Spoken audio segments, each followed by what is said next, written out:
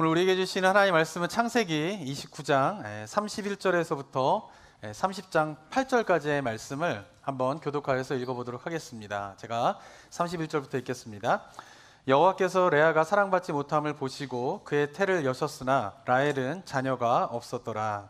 레아가 임신하여 아들을 낳고 그 이름을 르우벤이라 하여 이르되 여호와께서 나의 괴로움을 돌보셨으니 이제는 내 남편이 나를 사랑하리로다 하였더라. 그가 다시 임신하여 아들을 낳고 이르되 여호와께서 내가 사랑받지 못함을 들으셨으므로 내게 이 아들도 주셨도다 하고 그의 이름을 시므온이라 하였으며, 그가 또 임신하여 아들을 낳고 이르되 내가 그에게 새 아들을 낳았으니 내 남편이 지금부터 나와 연합하리로다 하고 그의 이름을 레위라 하였으며, 그가 또 임신하여 아들을 낳고 이르되 내가 이제는 여호와를 찬송하리로다 하고 이로 말미암아 그가 그의 이름을 유다라 하였고 그의 출산이 멈추었더라. 라헬이 자기가 야곱에게서 아들을 낳지 못함을 보고 그의 언니를 시기하여 야곱에게 이르되 내게 자식을 낳게 하라. 그렇지 아니하면 내가 죽겠노라. 야곱이 라헬에게 성을 내어 이르되 그대를 임신하지 못하게 하시는 이는 하나님이시니 내가 하나님을 대신하겠느냐. 라헬이 이르되 내 여종 비라에게로 들어가라. 그가 아들을 낳아 내 무릎에 두리니 그러면 나도 그로 말미암아 자식을 얻겠노라 하고, 그의 시녀 빌하를 남편에게 아내로 주매 야곱이 그에게로 들어갔더니 비라가 임신하여 야곱에게 아들을 낳은지라. 라헬이 이르되 하나님이 내 억울함을 푸시려고 내 호소를 들으사 내게 아들을 주셨다 하고 이로 말미암아 그의 이름을 다니라 하였으며, 라헬의 시녀 비라가 다시 임신하여 둘째 아들을 야곱에게 낳음에 8절 함께 읽겠습니다. 라헬이 이르되 내가 언니와 크게 경쟁하여 이겼다 하고 그의 이름을 납달리라 하였더라. 아멘. 지난 시간에 우리는 야곱이 형의 그런 복수를 피해가지고 이제 삼촌 라반의 집에 오게 됩니다.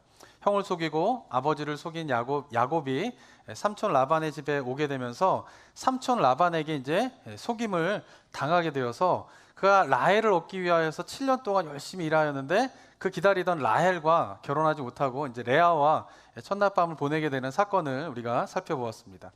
이 삼촌 라반의 그런 속임으로 말미암아요 라헬과 첫날밤을 보내지 못한 야곱은요 삼촌에게 이제 7년 동안 내가 더 일을 할 테니까 라헬과 결혼을 할 수 있도록 해달라라고 요청을 합니다.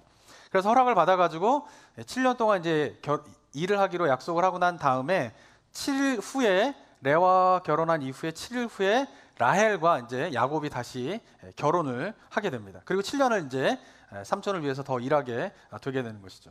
근데 야곱이 이 라헬과 결혼을 하게 되자 레아가 이 야곱으로부터 이제 철저하게 외면당하는 일이 생기게 됩니다. 31절에 보시면요. 우리말 성경에는 보면은 31절 한번 읽어볼까요? 한번 읽어보겠습니다. 시작. 여호와께서 레아가 사랑받지 못함을 보시고 그의 태를 여셨으나 라헬은 자녀가 없었더라.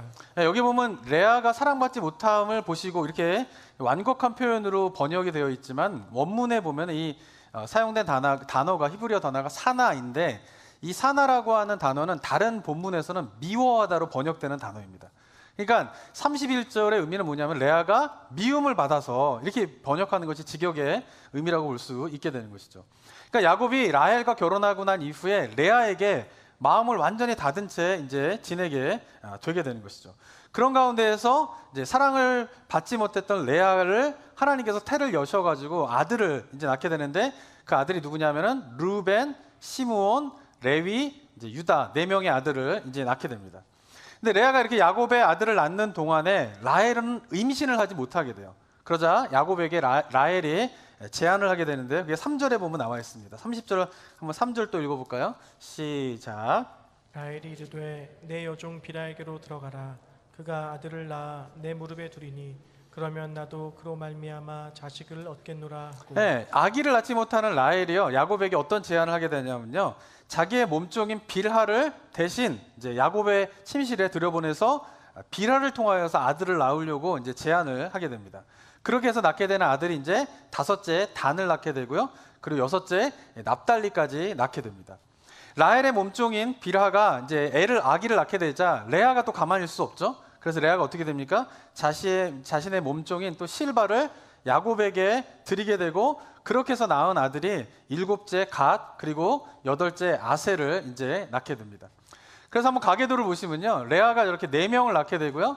빌하가 2명을 낳게 되고 또 실바가 이제 2명을 낳게 되면서 총 이제 8명의 아들을 이제 낳게 됩니다. 그 동안에 라헬은 아이를 낳지 못하게 되는 거예요. 그러니까 너무 속상하고 힘든 가운데 있던 라헬이 이제 특단의 조치를 한번 취하게 됩니다. 그게 어디 나오냐면 30장 14절에 읽지 않았는데 나오게 되는데요. 30장 14절 한번 또 읽어보겠습니다. 시작. 밀 거둘 때 르우벤이 나가서 들에서 합한 채를 얻어 그의 어머니 레아에게 드렸더니 라헬이 레아에게 이르되 언니의 아들의 합한 채를 청구하노라. 네, 르우벤이 들에 나가지고 합한 채를 구해오게 되는데 이 합한 채라고 하는 것이 뭐냐면은 약간 이게 환각 증상을 일으키는 그런 지중해에 있는 열매입니다. 열매. 근데 이것은 이제 때때로 마취제로 사용이 되기도 하고요. 또 어떻게 사용되냐 하면은 불임을 치료하는 약으로 사용되어지는 것이 이 합한채입니다. 그거를 이제 르우벤이 가져다가 어머니 레아에게 갖다 주는 거예요. 그거를 이제 라헬이 듣게 됩니다. 그래서 자기가 임신하지 못하니까 불임 치료제라고 볼 수 있는 합한제를 언니에게 얻어야겠다라고 하여서 레아에게 그것을 달라고 요구를 하게 됩니다. 레아 입장에서는 얼마나 황당합니까? 그래서 레아가 이런 부분에 대해서 화를 내고 그럴 수 없다라고 하자 라헬이 또 그에 대해서 이제 제안을 한 가지 하게 되는데요. 그게 30장 15절에 보면 나오게 됩니다. 한번 15절 또 읽어볼까요? 시작. 레아가 그에게 이르되 내가 내 남편을 빼앗은 것이 작은 일이냐? 그런데 내가 내 아들의 합한채도 빼앗고자 하느냐? 라헬이 이르되 그러면 언니의 아들의 합한채 대신에 오늘 밤에 내 남편이 언니와 동침하리라 하니라. 네, 이 합한채도 뺏으려고 하는 라헬에게 분노하게 되죠. 근데 라헬이 어떤 제안을 하게 됩니까? 그 합한채를 주게 되면 내 남편 야곱과 잠자리를 할 수 있도록 기회를 주겠다라고 레아에게 이야기하는 것이에요. 이 라헬의 제안이 레아에게는 어떻게 들렸을까요? 너무나 굴욕적인 제안인 것이죠. 자기가 먼저 결혼해가지고 그러니까 자기가 첫 번째 부인인 거잖아요. 근데 지금 상황이 어떤 것이에요? 라헬에게 허락을 얻어야지만이 남편인 야곱과 잠자리를 가질 수 있는 그런 상황인 것이에요.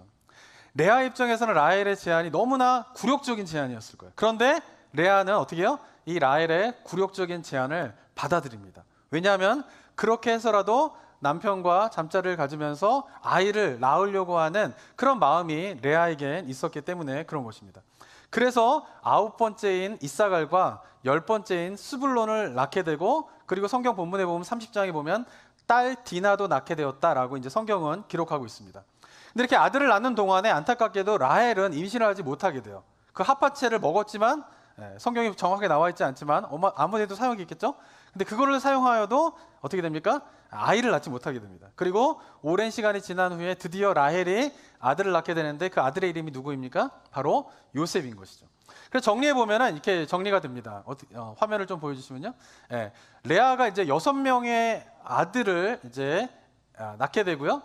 그리고 빌하가 2명의 아들, 실바가 또 2명의 아들, 그리고 이제 라헬이 1명의 아들을 낳게 되면 총 11명의 아들을 이제 하란의 땅에서 이제 낳게 되는 거죠. 그리고 저기에 이제 레아가 디나도 낳았다 이렇게 나오게 되는데 아마 딸 디나의 이야기가 나오게 되는 것은 나중에 이제 디나의 사건이 있기 때문에 미리 기록한 것이고 아마도 11명의 아들 이외에도 몇 명의 딸이 있겠지만 기록이 되지 않는 채 이렇게 자식들을 낳게 되는 스토리가 29장과 30장에 걸쳐 가지고 이제 이야기가 나오게 됩니다.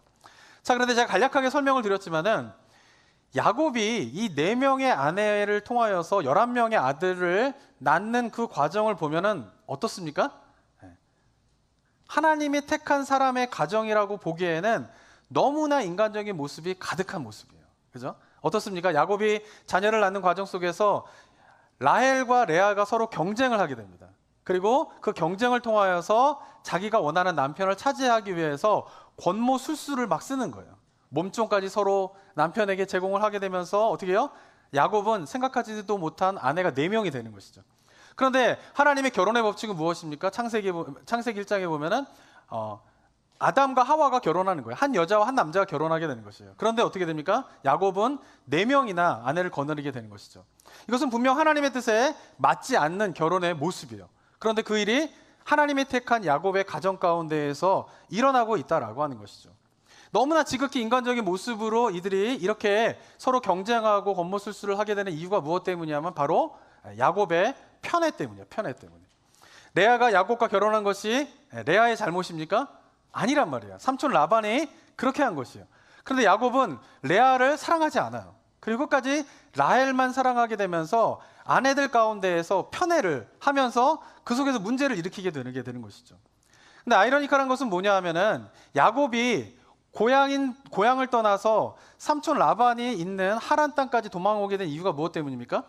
아버지와 어머니 이삭과 리브가의 뭐 때문이에요? 편애 때문인 거예요. 편애 때문에. 아버지가 형만 좋아하고 자신을 좋아하지 않는 그 아버지 밑에서 자라면서 아버지로부터 어떻게 해요? 서러움을 당한 것이 야곱이에요. 그리고는 어떻게 합니까? 형을 부러워하고 질투하는 가운데에서 성장하다가 결국은 아버지가 형에게 축복하려고 하는 그것을 빼앗고 가로채가지고 도망을 오게 된 게 야곱의 모습이지 않습니까? 그런데 그런 야곱이 자기가 가족을 거느리게 되면서 자신의 아내들을 어떻게 합니까? 또 편애를 하게 되는 것이죠. 그래서 어떻게 해요? 아버지의 편애로 말미암아 가족들이 산산조각 나서 도망을 왔는데 그 야곱이 또 자기 아내들을 편애하게 되면서 그 가족들 가운데에 관계들이 다 깨어지게 되는 일들이 또 일어나고 있다라고 하는 것입니다. 하나님이 택한 사람 야곱의 가정이 어떻습니까? 하나님의 사람이라고 보기에는 뭔가 좀 어울리지 않는 그런 모습으로 가족들이 형성되게 되는 것을 볼 수가 있게 되는 것이죠. 그런데 재밌는 것은 뭐냐면은 성경은 너무나 지극히 인간적인 모습으로 가득 찬 그 야곱의 가정을 숨기지 않고 있는 그대로 다 보여주고 있어요. 29장과 30장에 보면은 어쩌면 치욕스러울 만한 이야기들을 다 일일이 보여주고 있는 이유가 무엇 때문인지 한번 그것을 우리가 생각해 봐야 하는 것입니다. 그 이유는 무엇 때문이냐? 바로 야곱의 가정 가운데에서 일어나고 있는 그 지극히 인간적인 모습, 그것이 뭐예요? 이 땅을 살아가고 있는 인간 세상의 모습이다라고 하기 때문에 그런 것입니다. 우리가 살고 있는 이 세상도 어떻습니까? 형태가 좀 다를 수 있겠지만은 인간 세상에서 일어나고 있는 문제들의 대부분의 원인은 무엇 때문이에요? 서로 경쟁하기 때문에 그런 것이에요. 서로가 가지고 있지 못한 것을 빼앗고자 서로 경쟁하는 것이죠. 누구와 누구처럼, 레아와 라헬처럼 경쟁하는 것이죠. 그러면서 권모술수가 동원되고요, 하나님의 뜻은 안중에 없게 되고요, 더 나아가서는 하나님이 원하시지 않는 삶의 모습도, 그런 일들도 범하게 되면서 문제들이 막 일어나게 되는 것이죠. 그리고 이러한 갈등의 원인들, 이런 경쟁의 원인들은 무엇 때문이냐면 바로 결핍 때문인 것이에요. 레아가 남편의 사랑에 대한 결핍을 느끼게 되자 라헬과 경쟁을 하게 돼요. 라헬은 아들을 얻지 못하는 결핍을 느끼게 되자 언니 레아와 경쟁하게 되는 것이에요. 왜 경쟁하게 됩니까? 자신이 갖고 있는 각자의 결핍을 채우고자 그것을 위하여서 경쟁하게 되고 그 경쟁 속에서 여러 가지 문제들과 아픔들이 낳게 되었다라고 하는 것입니다. 그러니까 이것은 단순히 레아와 라헬의 모습만이 아니라 우리가 살고 있는 이 세상의 모습인 것이다 라고 하는 것을 성경이 보여주고 있는 것이에요. 그리고 그런 인간의 궁극적인 결핍은 무엇 때문이죠? 바로 하나님과 분리되었기 때문에 인간의 결핍이 생기게 된 것인데, 인간은 그 결핍을 해결하기 위해서 하나님께로 돌아와야 되는데 하나님께로 돌아오지 않고 서로가 경쟁하면서 그 결핍을 채우고자 경쟁하고 싸우게 되면서 그들 가운데 문제와 어려움들과 고통이 생겨나게 되었다라고 하는 것입니다. 성경은 야곱의 가족이 형성되는 그 과정들을 통하여서 인간 세상의 모습이 무엇인가를 그대로 보여주고 있는 것이에요. 그러면서 이야기하고자 하는 것은 뭐냐면은 이 라헬과 레아의 모습이 다름 아닌 우리들의 모습이다라고 하는 것을 좀 보라는 것이에요. 레아와 라헬이 서로 경쟁하는 모습, 막 자기의 몸종까지 남편에게 들으면서 아이를 낳으려고 경쟁하는 그 모습이 얼마나 보기에 정말 어떻게 저럴 수 있을까? 왜 저런 일을 행할까라고 생각할 수 있지만, 그런데 그 라헬과 레아가 경쟁하는 그런 경쟁의 모습이 바로 우리들의 삶 가운데도 있다라고 하는 것이에요. 무엇인가 형태는 다르지만 남편을 차지하기 위해서 그들은 경쟁하지만 우리도 무엇인가 결핍이 있는데 그 결핍을 채우고자 서로 경쟁하고 있는 그런 모습이 레아와 라헬의 모습과 다르지 않다라고 하는 것을 좀 보라라고 성경은 우리에게 이야기하고 있는 것입니다. 그러면서 더 나아가서는 지극히 인간적인 모습으로 가득 찬 야곱의 가정이지만 그것을 적나라하게 보여주면서 성경이 또한 우리에게 기대하고 있는 것은 뭐냐면, 그렇게 인간적인 모습으로 가득 찬 그 야곱의 가정에서 하나님의 뜻이 이루어지고 있다라고 하는 것을 보라는 것이에요. 그런데 하나님의 뜻이 인간적인 그런 술수와 인간적인 것으로 가득 찬 그곳에서 어떻게 이루어지고 있는가를 우리에게 보라고 성경은 요청하고 있는 것입니다. 지극히 인간적인 방법들로 가득 찬 가정이지만 그곳에서 어떻게 됩니까? 하나님의 뜻이 이루어지게 됩니다. 어떻게 이루어지게 될까요? 바로 경쟁하고 싸우고 그러면서 다투고던 레아와 라헬의 모습이 달라지게 되면서, 특별히 남편의 사랑을 받지 못한 레아의 모습이 달라지게 되면서 하나님의 뜻이 이루어지게 되는 것을 우리가 볼 수 있습니다. 레아가 어떻게 달라지게 되는가? 그것을 어떻게 알 수 있을까요? 아들의 이름을 보면 알 수가 있는 것입니다. 화면 한번 보시면요, 레아가 첫 번째 아들을 낳게 되는데 그 첫 번째 아들이 이름이 무엇입니까? 르우벤입니다. 자, 르우벤을 이제 뜻이 뭐냐면, 이름의 뜻은 뭐냐면요, 직역하면 보라 아들이다 라는 뜻이에요. 그런데 르우벤, 보라 아들이다 라고 하는 이름으로 지은 이유가 무엇 때문이냐면은 32절에 보면은 바로 이제 내 남편이 나를 사랑하게 되었다. 내가 이제 아들을 낳았으니까 이 아들을 낳은 것으로 남편 야곱이 나를 사랑하게 될 것이다 라는 의미로 아들의 이름을 보라 아들이라 이렇게 지은 것이에요. 그리고 난 다음에 두 번째 아들을 낳게 되는데요, 두 번째 아들의 이름은 뭐냐면 시므온입니다. 근데 시므온의 아들의 이름의 뜻은 뭐냐면은 들으심이에요. 들으심. 근데 이 들으심이라고 이름을 지은 이유가 무엇 때문이냐 하면요, 33절에 보면은 여호와께서 내가 사랑받지 못함을 어떻게 합니까? 여호와께서 내가 사랑받지 못함을 어떻게 해요? 들으셨다라고 하는 의미로 이제 시므온이라고 한 이름을 짓게 되는 것입니다. 그리고 셋째 아들을 낳게 되는데 셋째 아들의 이름이 무엇이죠? 레위입니다. 레위. 레위의 뜻은 뭐냐면은 연합이에요. 연합. 그런데 그 연합이라고 지은 이유가 무엇 때문이냐면 34절에 보면은 이제 내 남편과 내가 연합하리라라고 하는 기대를 가지고 이제 연합 레위라고 짓게 됩니다. 그리고 네 번째 아들을 낳게 되는데 네 번째 아들은 누구냐면은 유다예요. 그 유다의 이름의 뜻은 뭐냐면은 찬양입니다. 찬양. 근데 찬양이라고 지은 이유는 무엇 때문이냐? 바로 35절에서 이야기하고 있는데 그것은 내가 이제 여호와를 찬송하리로다라는 의미로 유다라고 짓게 됩니다. 성경 본문에 보면은 이 네 번째 아들이 유다를 낳고 나서 태가 끊어졌다 그랬어요. 아들을 더 낳지 못할 것이다라고 레아는 생각하게 됩니다. 자, 그런데 이 네 명의 아들까지의 이름을 보게 되면은 이름이 어떻습니까? 처음에는 온통 관심이 누구에게 있어요? 레아의 관심이 야곱에게 있는 것이에요. 그래서 뭐예요? 르우벤을 지을 때는 보라 아들이다. 이제 남편이 나를 사랑하게 될 것이다 라고 하는 것이죠. 그런데 점차 그 이름을 짓는 과정 속에서 레아의 시선이, 남편에게만 머물러 있던 시선이 어디로 향하고 있습니까? 여호와 하나님에게로 향하고 있는 것이죠. 둘째를 낳을 때에는 여호와께서 내 소리를 들으실 것이다라는 거예요. 그리고 마지막 유다를 낳으실 때는 그 하나님을 내가 찬송하리다 하면서 레아의 시선이 야곱에게만 머물러 있었는데 그것이 점차 어디로 가요? 여호와 하나님에게로 옮겨가게 되는 것을 알 수가 있는 것입니다. 그리고는 자신의 몸종인 실바가 아들을 낳게 됩니다. 그 아들의 이름이 무엇인지 아십니까? 갓이에요. 갓.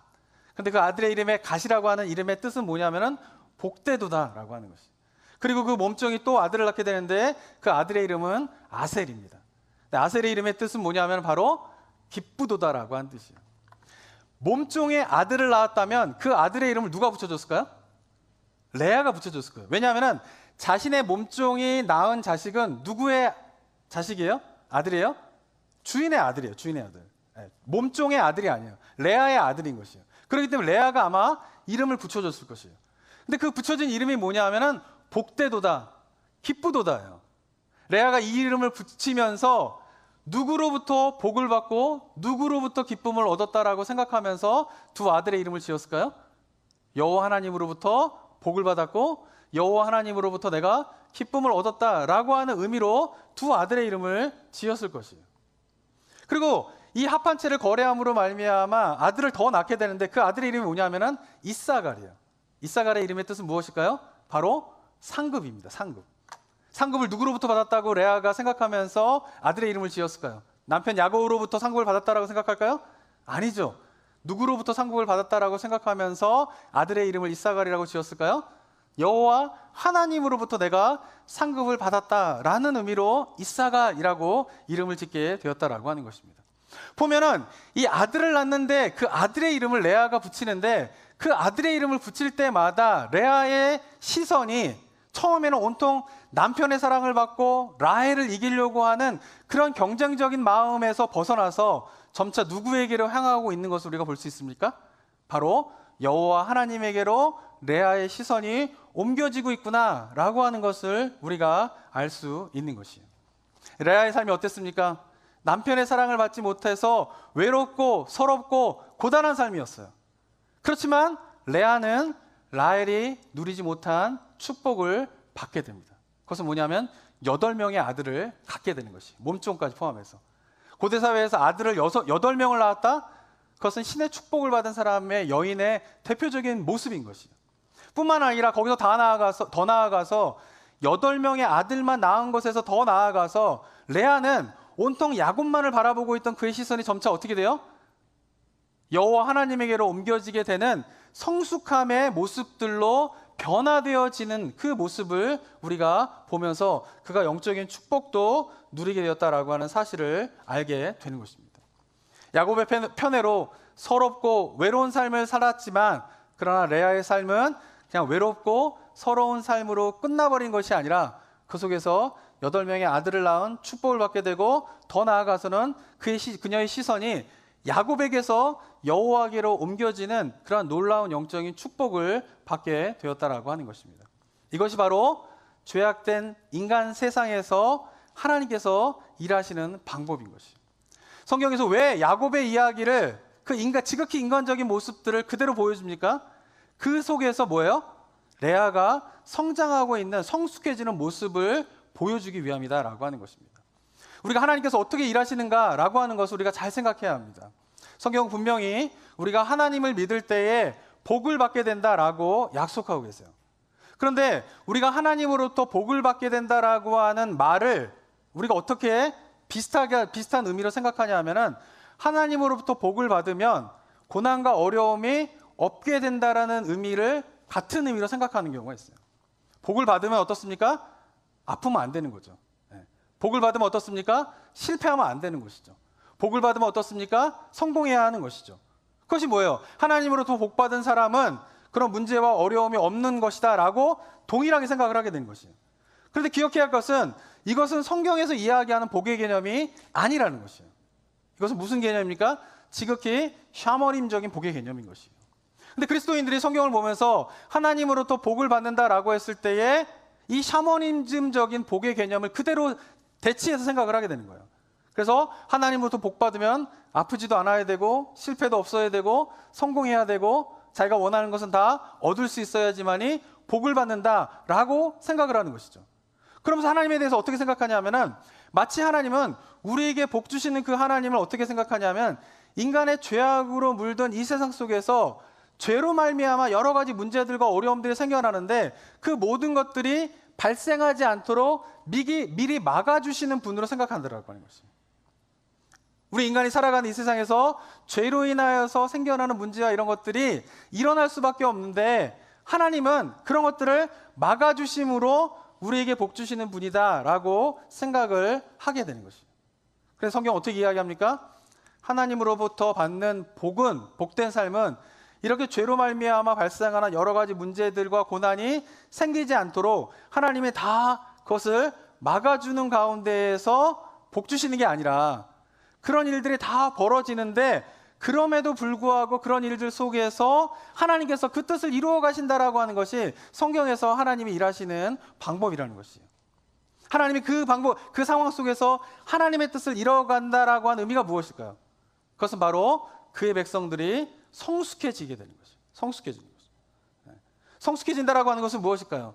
그것은 바로 나만을 생각하던 삶에서 하나님을 바라보는 시선으로 달라지게 되는 것이에요. 그것이 누가 그것을 경험하게 됩니까? 레아가 그것을 경험하게 되는 것입니다.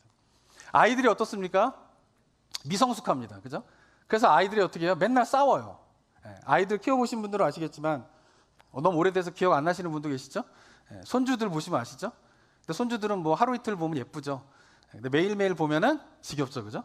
그래서 부모님들, 할아버지, 할머니들이 그런다고요. 손주가 오면 너무 반갑대요. 근데 가면 더 반갑대요. 그러니까 애를 계속 볼 수 있으면 애들은 그냥 싸우게 돼요. 근데 애들이 그 싸우는 모습들을 보면 어때요? 내 거를 동생이 건드리거나 내 거를 형이나 언니가 건드리기 때문에 싸우는 거예요. 그러니까 아이들의 특징은 뭐냐? 미성숙함인데 그 미성숙함의 특징은 뭐냐면은 내 것만 생각하는 거예요. 다 내 거예요, 이거를. 예. 그래서 아이들한테도 선물을 줄 때에 뭐 너는 이거야. 뭐 동생에게 A라고 하는 선물을 주고 뭐 형이나 언니나 누나에게는 B라고 하는 선물을 줘요. 그럼 아이들이 각각 선물을 받으면 그거 가지고 되게 즐겁게 놀게 돼요. 근데 아이들의 특징이 뭐냐면 장난감을 오래 갖고 놀지 않아요. 처음에 받을 때 너무 행복해 하는데 얼마 지나지 않으면 그 장난감이 어디 있는지도 모르고 막 이제 지나게 돼요. 그런데 신경도 안 쓰던 장난감에 갑자기 관심을 갖게 되는 때가 있습니다. 언제인 줄 아세요? 내 건데 그거를 누가 만질 때요? 동생이 만질 때요. 동생이 만지는 순간 관심도 없던 장난감을 그냥 거기에 관심을 갖게 돼서 이거 내 거야 이러면서 어떻게 해요? 싸우는 거예요. 형이 관심도 없었는데 그 관심도 없던 장난감을 동생이 만지면 어떻게 해요? 내 거야 하면서 싸우게 되는 것이죠. 그러니까 아이들이 싸우는 모습을 보면 뭐 때문에 싸우는 거예요? 미성숙하기 때문에 싸우는 거예요. 다 내 거기 때문에. 온통 관심이 거기밖에 없는 거예요. 근데 그랬던 아이들이 어떻게 해요? 성숙하고 자라간다라고 하는 의미가 뭘까요? 내 거야 라고 하는 것에서 어떻게 해요? 다른 사람을 보게 되는 것이죠. 그래서 내 거를 어떻게 해요? 나눠주는 일이 일어나게 되고요. 다른 사람에게 내 것에 대해서 사용할 수 있도록 허용해 주게 되면서 애들이 어떻게 해요? 철들었다라고 이야기할 수 있는 것입니다. 그런데 이것이 아이들의 모습만이 아니라는 거예요. 우리가 영적인 생활들을 보게 되면 우리의 영적인 미성숙함은 뭐냐면요. 온통 신앙의 관심이 다 나밖에 없어요. 그럼 미성숙한 거예요. 아무리 교회를 10년 다니고 20년 다니고 기도를 아무리 많이 해도 여전히 모든 기도와 신앙의 관심이 다 내 거밖에 없어요. 좀 더 나아가면 내 가족밖에 없어요. 그럼 그게 뭐예요? 미성숙한 거예요.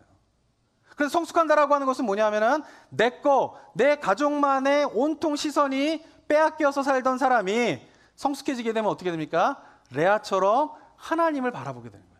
온통 남편에게만 관심이 있던 레아가 어떻게 해요? 점차 아들을 낳는 과정 속에서 그의 시선이 남편에서 떠나서 어떻게 해요? 여호와 하나님을 바라보게 되면서 성숙함에 이르게 되는데 우리의 신앙도 바로 내 거, 나의 가족만 관심을 갖던 그곳에서 하나님의 뜻, 하나님의 생각들을 바라보게 되면 거기서 성숙함이 일어나게 된다라고 하는 것이. 그런데 이 성숙이 어떻게 이루어질까요? 고난과 문제와 어려움이 있어야 성숙이 일어나는 거예요. 이걸 우리가 인정할 수 있어야 돼요. 고난과 어려움과 고난과 어려움과 문제가 있을 때 성숙이 일어난다라고 하는 것을 라헬이 아들의 이름을 짓는 모습에서 우리는 또한 발견할 수 있어요. 라헬은요 오랫동안 기다리다가 그의 아들인 요셉을 낳게 됩니다. 자, 그런데 요셉의 이름이 뜻이 뭔지 아십니까? 요셉의 이름의 뜻은 뭐냐면요 더하다 이런 뜻을 가지고 있어요. 근데 왜 라헬이 요셉의 이름을 아들의 이름을 더하다라는 뜻의 요셉이라고 지었을까요? 그것은 바로 하나님께서 더 많은 아들을 나에게 주실 것을 믿습니다 라고 하는 의미로 더하다의 의미를 가진 요셉이라는 이름을 짓게 되는 것입니다. 아들을 낳았는데 하나님 아들을 주셔서 감사합니다. 이게 라헬의 고백이 아니라 하나님 이제 아들을 낳기 시작했으니까 더 많은 아들을 저에게 주십시오 라고 하는 것이 라헬의 마음인 거예요. 라헬이 왜 더 많은 아들을 저에게 주십시오 라고 하는 마음을 가졌을까요? 누구보다 더 많아야 되는 거예요. 언니 레아보다 더 많아야 되는 거예요. 언니 레아는 이미 8명의 아들을 낳았는데 자기는 이제 몸종까지 포함해서 3명의 아들밖에 안 낳은 거예요. 이제 앞으로 몇 명의 아들 더 낳아야 돼요? 요셉이라고 한 이름을 지으면서 라헬이 기대하는 게 뭐예요? 최소한 6명! 그러는 거예요. 하나님 앞에. 요셉의 이름을 짓는 게 하나님 앞으로 6명 아들 더 주셔야 돼요. 그래야지 내가 누구를 이길 수 있는 거예요? 레아 언니를 이길 수 있는 거예요. 하나님 저에게 그렇게 주세요 라고 하면서 요셉의 이름을 지었다라고 하는 것입니다. 라헬의 모습이 어때요? 여전히 어디에 포커스가 맞춰져 있는 거예요? 남편 야곱 그리고 경쟁 상대인 레아에게만 포커스가 맞춰져 있는 것이죠. 그의 모습이 어떻습니까? 여전히 미성숙한 것이에요. 그런데 레아와 라헬의 삶을 비교해 보면은 레아는 어때요?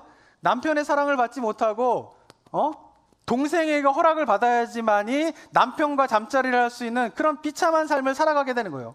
서럽고 외롭고 힘든 삶을 살아가게 되는 것이죠. 근데 그와 반해서 라헬은 어떻습니까? 남편 야곱으로부터 받아야 될 사랑을 다 받게 돼요. 남편의 아내가 4명이 있는데 그 아내가들이 남편과 잠자리를 하려고 하면 누구의 허락을 받아야 돼요? 라헬의 허락을 받아야지만이 남편과 잠자리를 할 수 있는 거예요. 야곱의 집안에서 가장 강력한 권력을 가지고 있는 사람이 누구예요? 라헬인 것이에요. 그가 살고 있는 삶의 바운더리에서 라헬은 최고의 권력을 가지고 살아간 여인이었다라고 하는 것이에요. 그런데 레아는 어떻습니까? 성숙하죠. 그 과정 속에서 시선이 하나님을 향하게 되면서 아들의 이름이 변해가는 것을 보게 되는 것이죠. 그러나 라헬은 어떻습니까? 여전히 미성숙한 것이에요. 레아는 왜 성숙했을까요? 라헬은 왜 미성숙했을까요? 답은 한 가지예요. 레아에게는 고통과 어려움과 아픔과 이런 것들이 있었지만 라헬에게는 그런 것이 없었기 때문에 그런 것입니다. 사랑하는 성도 여러분, 죄 많은 이 세상 속에서 하나님의 뜻이 이루어지는데요, 그 하나님의 뜻이 어떻게 이루어지는지 우리가 정확하게 알고 있어야 돼요. 인간의 죄로 말미암아 고난과 문제가 막 생기는데 그것을 하나님께서 우리가 기도하면 다 제거해 주시는 걸 통하여서 하나님의 뜻을 이루어가는 게 아니에요. 왜?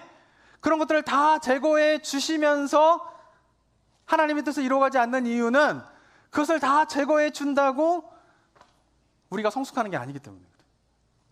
만약에 하나님께서 그런 것들을 다 제거해 주시면 제거해 주시는 대로 우리가 막 성숙해 가요. 우리의 시선이 나에게 머물러 있거나 내 경쟁 상대에만 머물러 있는 것이 아니라 여호와 하나님을 바라보게 돼요. 그럼 하나님께서는 그 삶의 문제들을 하나씩 그냥 우리가 가만히 있으면 제거해 주시는 거로 하나님께서 하나님의 뜻을 이루어 가실 것이에요. 그런데 안타까운 것은 뭡니까? 그런 것을 제거해 준다고 우리의 성숙함이 일어나게 되는 것이 아니라는 것이죠. 야곱이 4명의 아내를 두는 것은 하나님의 뜻에 맞지 않는 거예요. 그렇다고 야곱이 4명의 아내와 결혼 못하도록 하나님께서 막지 않으세요. 야곱의 편애로 말미암아 레아가 고통스러운 삶을 살아가는 것을 하나님께서 아세요. 그렇다고 야곱의 마음을 바꿔서 레아를 사랑하게끔 하나님께서 만드시지 않으시는 것이에요. 라헬과 레아가 서로 경쟁하게 되면서 그 집안이 풍지박산이 나게 되고 관계들이 다 깨어지게 되는 것을 하나님께서 아시는데 레아와 라헬의 서로 경쟁을 멈추고 사랑하게끔 하나님께서 만들지 않으신다는 거예요. 야곱의 가정이 어떻습니까? 인간들이 부릴 수 있는 모든 탐욕과 인간들이 갈 수 있는 모든 경쟁과 그런 것들이 그대로 드러나는 그 가정을 그냥 놔두시는 거예요. 그런데 그 과정 속에서 하나님의 사람의 야곱의 가정이라고 볼 수 없는 그런 일들이 그런 가정 가운데 일어나고 있는데 거기서 어떻게 해요? 하나님의 뜻이 이루어지는 것이죠. 어떻게? 레아가 성숙해 가는 것을 통하여. 그럼 하나님의 관심은 뭐냐면은 우리가 성숙해지게 되는 것이 하나님의 관심이에요. 언제까지? 하나님 예수 그리스도의 장성한 분량까지 우리가 성숙해지게 되는 것이 하나님의 관심이에요. 근데 우리는 자꾸 다른 하나님을 생각하게 되는 것이죠. 우리가 코로나 시간을 좀 거치면서요, 그리고 전 세계에 지금 뭐 우크라이나 전쟁과 여러 가지 전쟁들이 일어나게 되는 것을 보면서요, 많은 사람들이 하나님을 버리고 떠나가고 있어요. 이유가 무엇 때문일까요? 전 세계의 전쟁과 기근이 끊임없이 발생하는 것을 보면은 하나님이 살아계시지 않다라는 거예요. 만약에 하나님이 살아계신다라고 하면 코비드가 왜 생기냐라는 거예요. 그래서 수많은 사람들이 죽겠고 왜 놔두시냐는 거예요. 하나님이 전능하신 분이다라고 하면 그 전쟁으로 인해서 수많은 사람들이 죽고 있는데 그 수많은 사람들이 죽고 있는 그런 일들이 왜 벌어지냐는 것이죠. 우리 개인의 삶 속에서도 하나님은 왜 내가 암에 걸리도록 놔두시는가? 하나님은 왜 내가 가난하게 사는가? 하나님은 나의 삶 가운데 문제를 왜 해결해 주시지 않는가? 라고 하는 질문들을 막 하면서 하나님을 떠나가고 있어요. 심지어는 어떻습니까? 그리스도인들도. 그 마음 가운데에 하나님이 살아계시다면, 하나님이 전능하시다면, 하나님이 사랑의 하나님이시라면 왜 우리에게 이런 문제들을 해결해 주시지 않는가에 대한 질문 속에서 하나님을 바라보지 못하고 소망하지 못하고 꿈꾸지 못하고 지금 이 시대를 지나가고 있는 많은 그리스도인들의 모습을 보게 된다라고 하는 것입니다. 사랑하는 성도 여러분, 이런 모든 문제들이 다 무엇 때문에 일어나는 것이에요? 인간의 죄 때문에 일어나는 것이에요. 근데 인간의 죄 때문에 일어나고 있는 이런 문제들을 인간은 언제나 그 모든 것에 대한 책임을 하나님에게 돌리게 돼요. 아담이 하나님 앞에 범죄하게 되었을 때에 하나님께서 물으시죠. 그럴 때 아담의 대답이 무엇입니까? 당신이 내게 만들어준 여인이 열매를 줌으로 내가 그것을 먹었다라는 거예요. 자기가 범죄해놓고 그 범죄로 인한 그 책임을 누구에게 돌리는 거예요? 하나님이 그 여인을 만들어주셨기 때문에 내가 범죄하게 되었다라고 하면서 그 책임을 하나님께 돌리고 있다라고 하는 것이죠. 그러면서 전쟁이 끊임없이 일어나는 이 세상을 보면서 하나님은 살아계시지도, 하나님은 전능하시지도, 하나님은 사랑의 하나님도 아니다라고 하면서 하나님을 떠나가고 있는 모습이 있는 것입니다. 사랑하는 성도 여러분, 우리가 기억해야 할 것이 있습니다. 그것은 뭐냐면 전능하시고 사랑이 많으시고 그리고 지금도 살아계셔서 역사하시는 하나님은 인간의 죄로 인하여서 발생하는 여러 가지 문제들이 일어나지 않도록 막으시면서 일하지 않으신다는 거예요. 이유가 무엇 때문일까요? 이 세상의 고통과 고난을 없애는 방식으로는 그의 백성들이, 죄 많은 인간들이 성숙해질 수 없기 때문에 그렇다는 거예요. 만약 우리 삶 가운데에 고난도 생기지 않는 것을 통해서 아까도 말씀드린 것처럼 성숙해진다면 하나님께서 그러한 식으로 하나님의 일들을 이루실 것이에요. 그런데 그것이 아니다라고 하는 사실에 대해서 우리가 기억해야 할 것입니다. 성경에서 말하는 하나님이 어떠한 분이십니까? 인간의 죄로 인하여서 서로 다투고 경쟁하면서 여러 가지 문제들이 일어나는 이 세상이지만 그런데 그 세상을 포기하지 않으시는 거예요. 우리는 하나님에 대해서 너무 교만해요. 하나님 왜 이걸 해결해 주지 않으세요? 라고 우리는 때때로 생각하는 경우가 많지만 하나님의 입장에서 보면 어떻습니까? 죄로 인하여 하나님을 떠난 인간들이 여러 가지 문제들을 일으켜가고 있는 이 세상을 그냥 멸하시면 되는 거예요. 근데 하나님께서 어떠십니까? 그냥 멸하지 않으시죠. 그리고 어떻게 합니까? 그 문제가 일어나는 그 속에서도 하나님의 뜻을 이루어 가시는 그 일들을 하나님께서 하신다라고 하는 것입니다. 그래서 야곱이 12명의 아들을 낳는 가운데를 보면 지극히 인간적인 방법으로 12명의 아들이 태어나지만 그러나 그 속에서 레아가 성숙해지는 것을 통하여서 하나님의 뜻을 이루게 되는 거예요. 그리고 12명의 아들이 지극히 인간적인 방법으로 태어나게 돼서 12명이 생기게 되는데 놀라운 사실은 뭐냐면 바로 그 12명의 아들이 무엇이 됩니까? 12지파가 되는 것이에요. 그리고 그 12지파를 통하여서 아브라함에게 약속하신 내가 만국의 아비가 될 것이다 라고 하는 하나님의 약속이 그 12지파를 통하여서 이루어지게 되는 그런 일들이 벌어지게 되는 것이죠. 굉장히 아이러니컬할 수 있어요. 야곱이 12명의 아들을 갖는 것은 너무나 인간적인 방법으로 낳게 된 아들인데 그런데 그 아들을 통하여서 하나님의 뜻이 12지파를 세우게 되면서 결국은 이루어지게 되는 그 과정들이 굉장히 역설적이고 어쩌면 이해할 수 없는 상황이지만 그런데 중요한 것은 뭐냐면은 인간의 죄로 말미암아 여러 가지 문제들과 어려움이 생겨나는 그 속에서도 하나님의 뜻은 그렇게 펼쳐지고 있다라고 하는 사실을 우리가 이 시대 속에서도 보아야 한다라고 하는 것입니다. 어쩌면 우리가 살고 있는 이 시대 속에서 여러 가지 일들이 일어나면서 이해할 수 없는 그런 것을 우리가 경험하게 됩니다. 왜 이런 일이 일어나게 되는지, 나의 삶 속에서 또는 이 시대 속에서, 이 사회 속에서, 이 나라에서 왜 이런 일이 일어나게 되는지 이해할 수 없을 때가 있지만 그런 가운데 저는 우리 성도님들이 그것에 대한 답을 찾는 은혜가 있게 되기를 소망하지만 그러나 때때로 그것이 왜 일어나는지, 나에게 삶에 왜 이런 일이 벌어지는지 이해할 수 없을 때도 있음을 우리가 인정해야 돼요. 근데 중요한 것은 뭐냐면은 그 모든 것을 다 이해할 수 없지만 그러나 변함없는 사실은 뭐냐면 하나님께서 그러한 상황 속에서도 여전히 우리를 위해서 일하시고 계신 그 하나님을 우리가 봐야 한다라고 하는 것이에요. 여전히 하나님께서 그 뜻을 이루시는 그 하나님의 일하심들을 봐야 한다라고 하는 것이죠. 그 하나님을 바라보는 주의 백성들이 모이는 곳에 어떻게 해요? 하나님의 역사가 일어나게 된다는 것이죠. 저는 바라기는 우리 성도님들이 나의 삶 가운데에서 또는 이 시대 가운데에서 우리 주변에서 일어나고 있는 그런 여러 가지 일들에 대해서 그 일들을 바라보면서 낙담하고 좌절하게 되는 것이 아니라 그 속에서도 여전히 일하시고 계시는 그 하나님을 바라보면서 정말 하나님께서 원하시는 그 성숙함에 이르게 되는 은혜가 우리 성도님들 삶 가운데 있게 되기를 주님의 이름으로 축원합니다. 하나님께서 우리 삶 가운데 우리가 그리스도의 장성한 분량까지 그 성숙함에 이르게 된다라고 하는 것을 우리 신앙의 목표로 잡고 이 시대를 바라보게 되고 그 속에서 일하시는 하나님을 일하심들을 소망하면서 우리가 이 시대를 바라보게 될 때에 우리의 신앙은 완전히 다른 관점의 신앙으로 변화될 수 있게 되는 것입니다.